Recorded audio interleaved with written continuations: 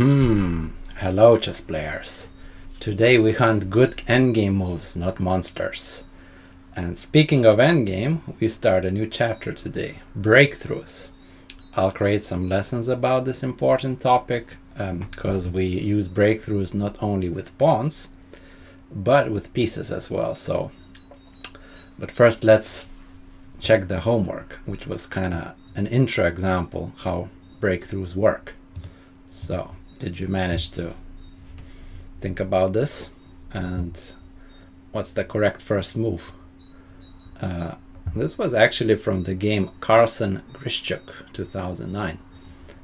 So here's a simple example about how pawn mass can be such a dangerous threat to opponent, and especially if we manage to create passers by using a breakthrough. So d7 is not a good move first, because black just easily stops this pawn.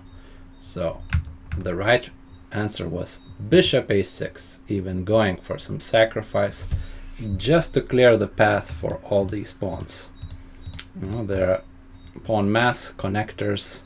So in the game bishop f6 was played. Okay, if they take, then c6 immediately, and black is helpless against white's army of pawns, armada of pawns they're going through. So in the game bishop f6 was tried, but what next? Of course, we don't care. We sacrifice this bishop just to clear the path. So rook took and c6. Well, rook c1 is also possible, but c6, rook takes b6. Now what? Should we push c7? No, c7 would be a mistake because black would stop these pawns like that. So Carson played rook c1 and the game finished like this, d7, and the pawns just promote. So powerful breakthrough idea. Looks like rain. With just the whole piece sacrificed to clear the path. In future lessons we'll see more breakthroughs with just pieces, but in this lesson the examples will be about pawn breakthroughs. And what good examples to start with is this classical one. I'm sure many of you already know this.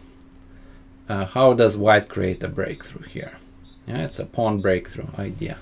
So the right move is actually black wants to play b6 now and block our pawns. If it was black to move. So we play b6 first, and here is how the pawns break through the lines.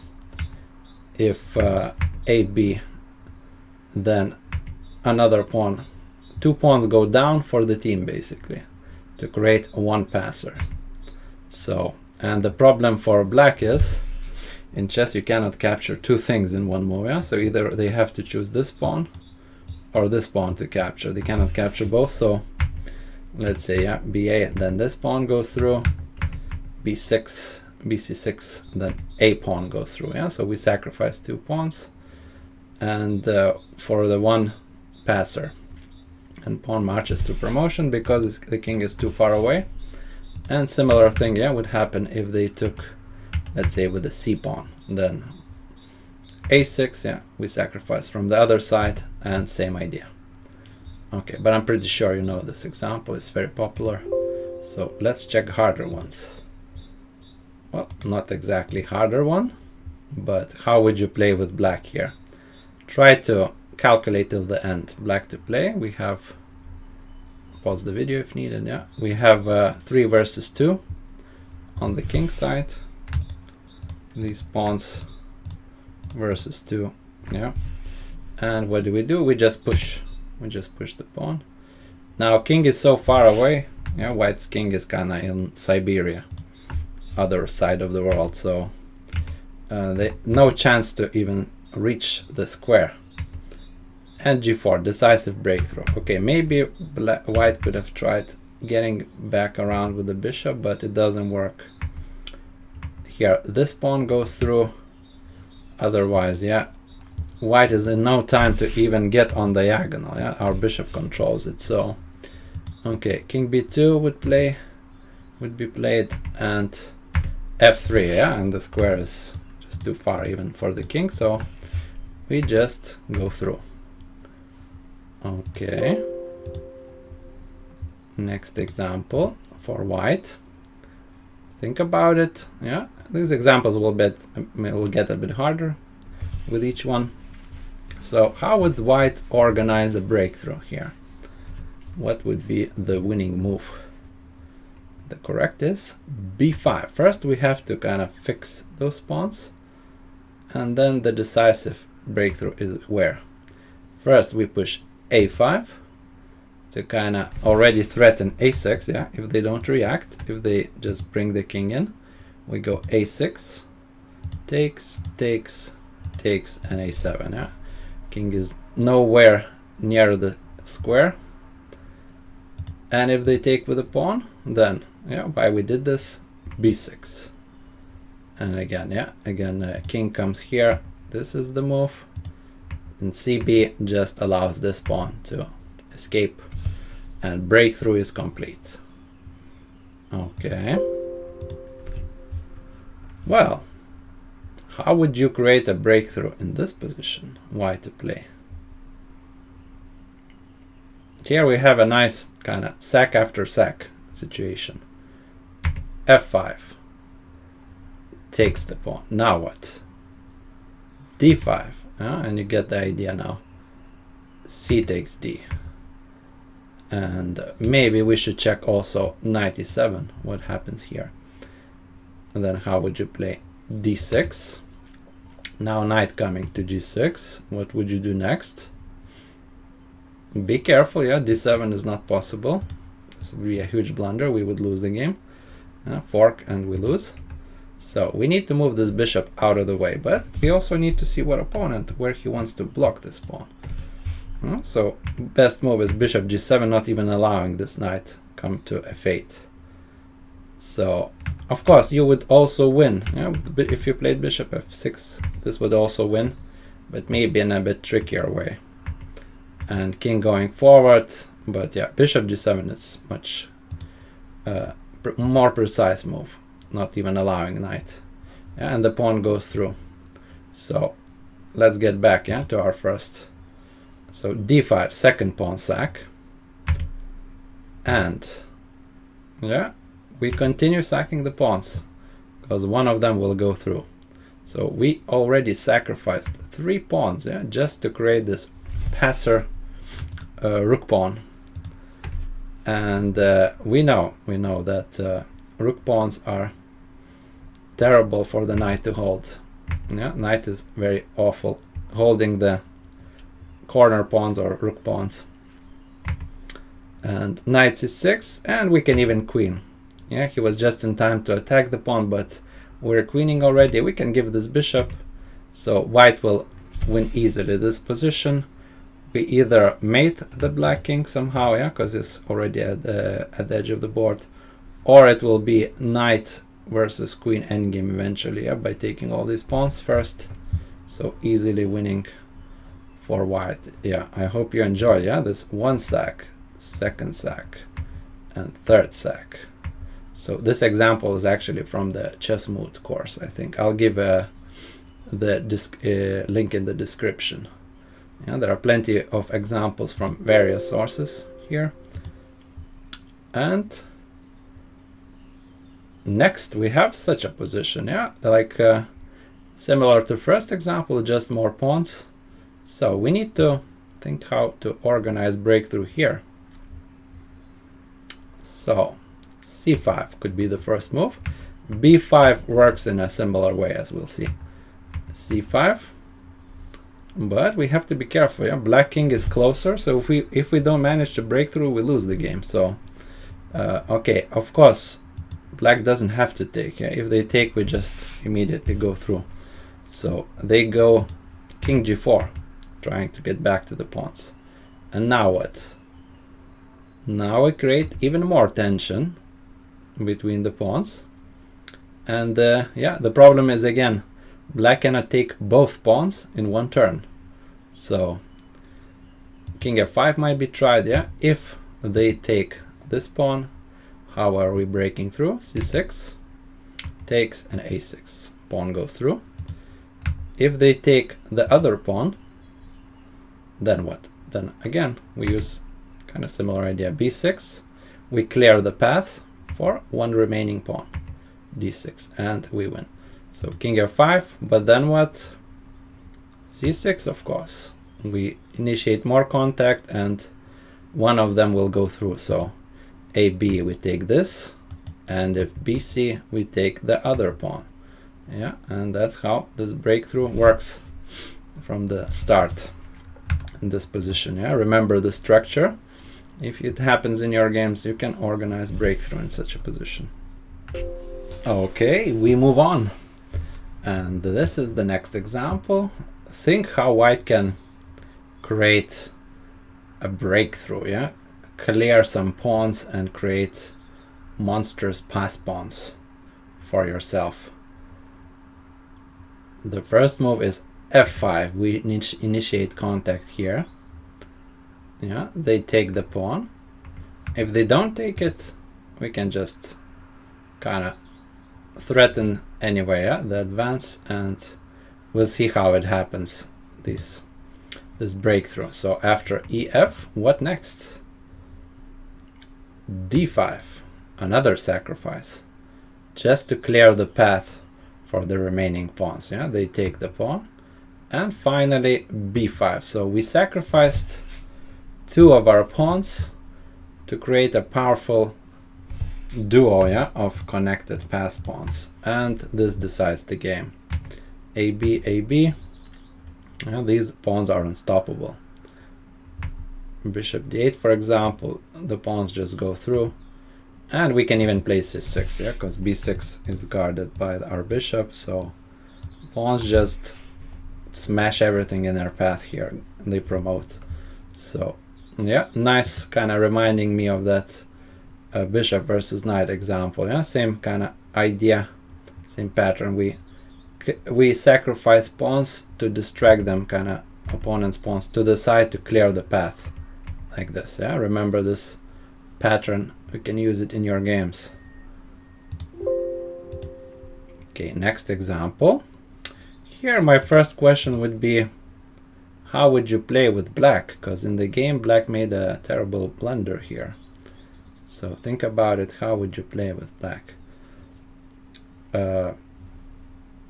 King move, yeah, king e6 or king d6 actually would hold the draw here. If king d4, then we play g5, and black is kind of okay. g4, trying for a breakthrough, would even lose for white because of this move. And if they take, we promote first. So, and king e6 would also hold, yeah. Then we play g5. But in the game, I'm sure you know, yeah, g5 first was played, and that was a huge blunder. So kind of spoiled the answer before. So think about it, just calculate for a bit.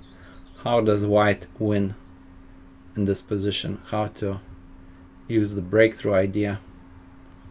And we go g4, of course. Yeah, we initiate contact here to create a breakthrough. c5 would be very bad move, would even lose. Why?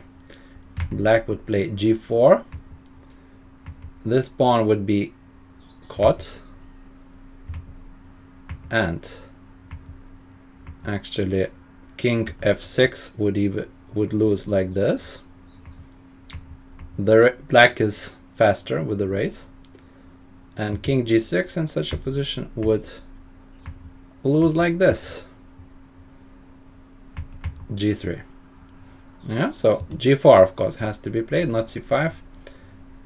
And now what happens? If they take this, we're playing gh5. And the difference, yeah, from previous lines where black made a draw, our white king is much closer. He's in the square, so black path is kind of, now he has to fight against two outside passers, which is a losing battle. Yeah, so we win here. and if hg, then this pawn is going through. h6, yeah, black is trying to advance their pawns, but our king is helping. That advance is not fast enough, and we go here. Yeah, so big mistake was playing this move, and probably black missed, yeah, this g4 move. That's how we initiated the breakthrough. Okay, this is a very fine example. How not to relax and kind of just play a casual move, not thinking, yeah, what will happen in future, how pawns are located, because white thought only about tactics here in this example. So, well, let's think about it. Yeah, what would you play with white actually, and then we'll see where white made a mistake. So a good move would be queen e1, and just hitting a couple pawns, and white might be actually better here. So let's say king g7, we could maybe take the e5 pawn. If we take the a5 pawn, black will have some chances with perpetual checks. Yeah, the queen counterplay is going on here.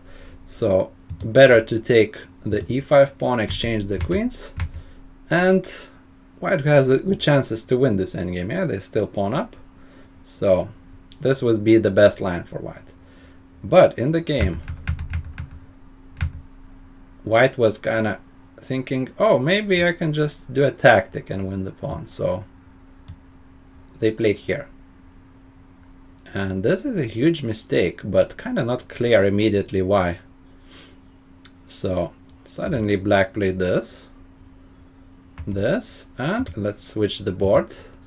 Let's flip the board. And what to do now with black? Would you trade the queens? Not trade the queens? What would you do? Well, white missed, I think. Unexpectedly, black traded the queens. And now what? Now it's super important to play a4 move first. If you thought about b4, this is not going anywhere. Yeah, white will just play a4 and we lose with black. But a4 threatening what? Threatening b4 for a breakthrough. Yeah, but you had to see all this line. Yeah, if you just thought a couple moves ahead, that's not enough. You had to see what happens after this. Yeah, that actually white is in big zugzwang. Here is the tragedy. White is in zugzwang. They cannot move the king. Anytime they will move the king, the pawn will just go through, and they cannot even approach these pawns. So they will run out of moves eventually. And here is how the game ended. White has only this pawn move, but black easily catches it. And finally, white has run out of moves, which allows the promotion. Yeah, for example, king d2, that has to be played now. Some king move, and a2 just wins the game. So kind of a tragic comedy here in this game. Yeah, white was a bit greedy. They thought I could win with the tactic. Maybe, yeah, they didn't go for this queen e1.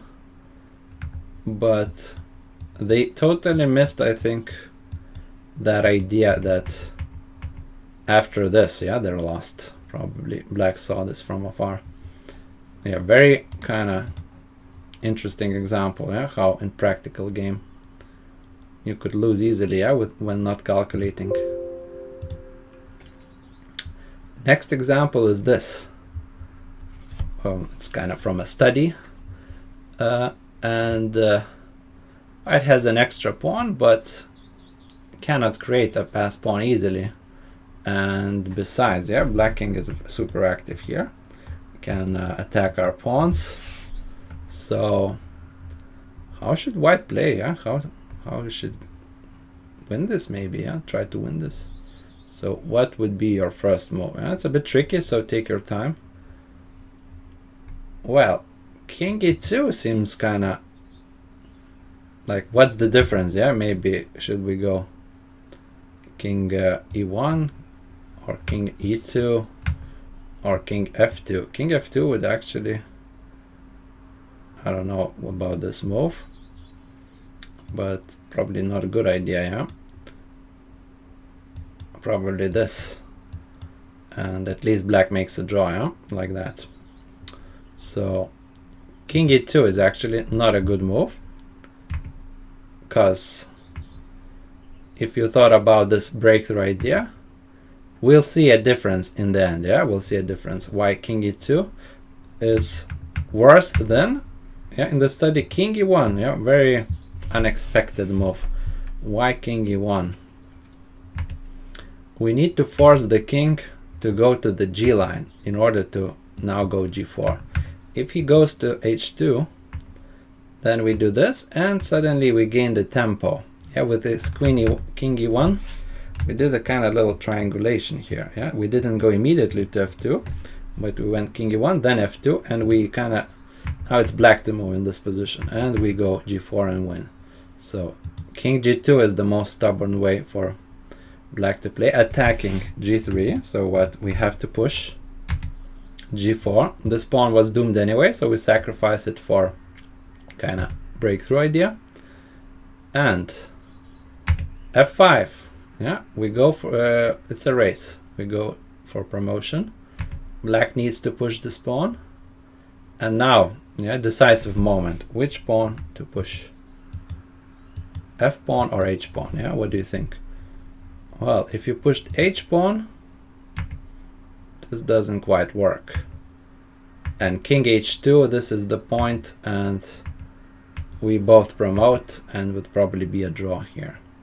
So F6 is the only winning move. Why? Because the black king either has to step on the H file, yeah, or if he goes to F3, we can easily block the pawn now. So he has to step on the, if he steps on the H file, then we just queen with check with winning position. And if he goes F5, let's say, then this is winning. So now we come back. Why king e2? Yeah, such a natural move. Was a mistake. So watch at this variation. F5, yeah, same thing we saw. F6 again, yeah, H6. And the big difference, yeah, this is a hard example to fully see from beginning. F3 was the big difference, and suddenly black makes a draw like this. Yeah, we know that well, there is no kind of, black is even having a like a shield pawn, yeah, here, so no checks from behind, and white can just pin the pawn, yeah, and this is just a draw here. Yeah, so very surprising move, yeah, king e1. We're stepping out of this potential future tempo. Winds howling. Yeah, amazing example, this one. Let's see the next one. Next example is this. So black to play. How do you think we should organize a breakthrough here? The right first move is c4. If you thought about b4, that's not working. Yeah, white is not obliged to take, of course. And on double R pawns, they would go c4 and everything is blocked. And white will have like an extra pawn on this side, so they would win easily. So we first initiate, yeah, this move, kind of fix the pawns, ready to go. What? Next move is c5, and our idea, as you see, is shown here. Yeah, we want to advance b4, a4, and b3. This is not like a, maybe technically a breakthrough, yeah, because we don't sacrifice anything, but still, yeah, an interesting example how these pawns can advance through the white pawns. So here, if h4, then white is not able to stop us. Yeah, we crash through. So only move is this, king e5, going after the pawns. But black now activates his own king and goes after h3 and g4, because we have a passer, potential passer on this side as well. So this becomes kind of like a race.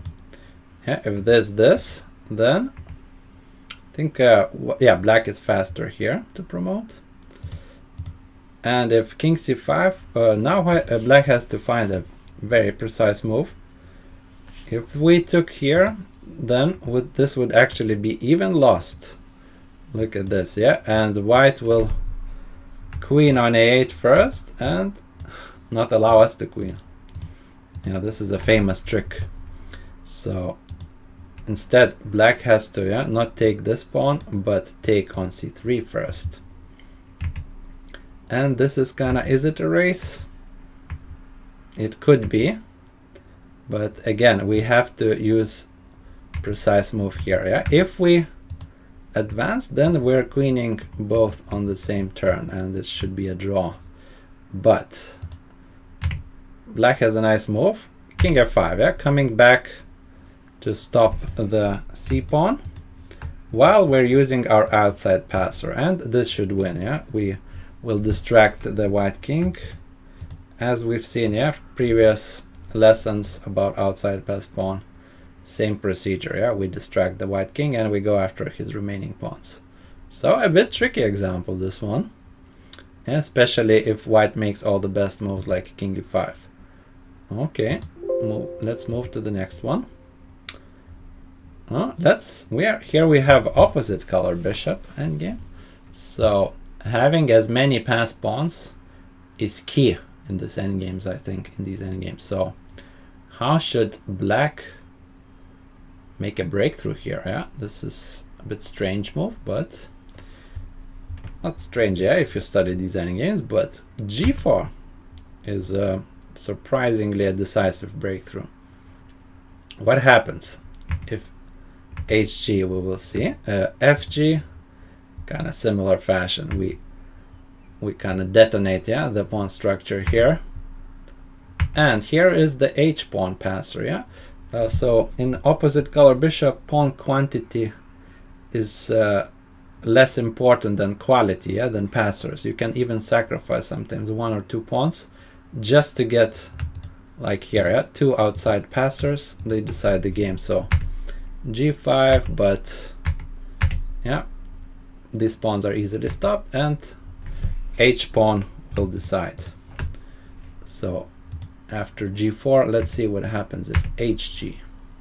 Then same idea, h3, we crash the pawn structure, and we created, yeah, we want to create, of course, those outside passers as far away from one another as possible.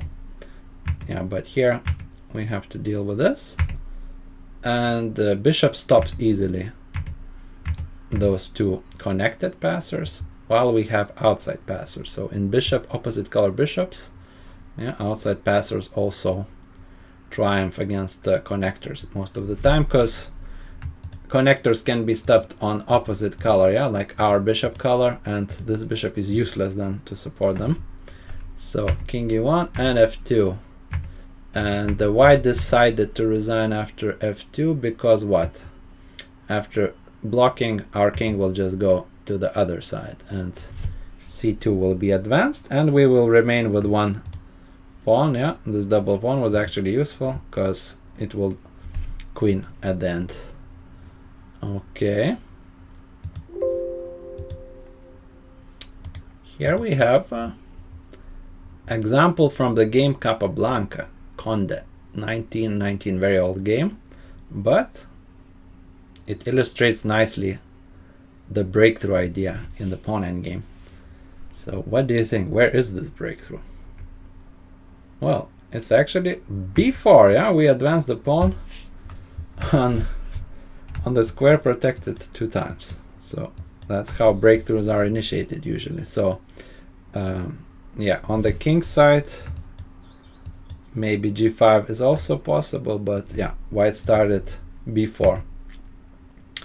And yeah, if cb5, then g5 would be the move. And what happens whenever they take?